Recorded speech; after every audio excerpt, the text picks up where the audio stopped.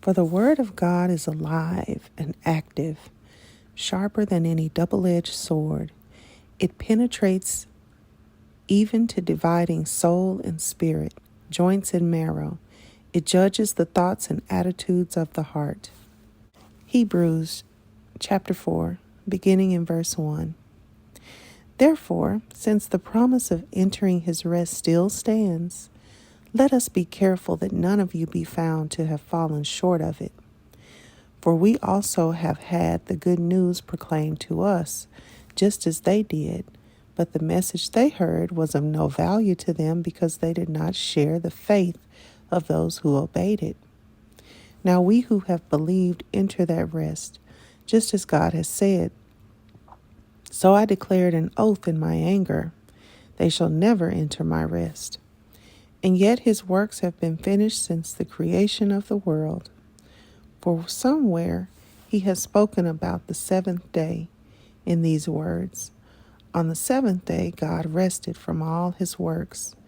And again in the passage above he says, they shall never enter my rest. Therefore, since it still remains for some to enter that rest, and since those who formerly had the good news proclaimed to them did not go in because of their disobedience, God again set a certain day, calling it today. This he did when a long time later he spoke through David, as in the passage already quoted.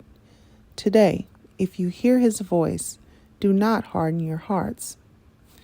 For if Joshua had given them rest, God would not have spoken later about another day. There remains then a Sabbath rest for the people of God.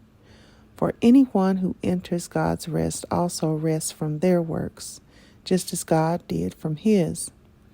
Let us therefore make every effort to enter that rest, so that no one will perish by following their example of disobedience.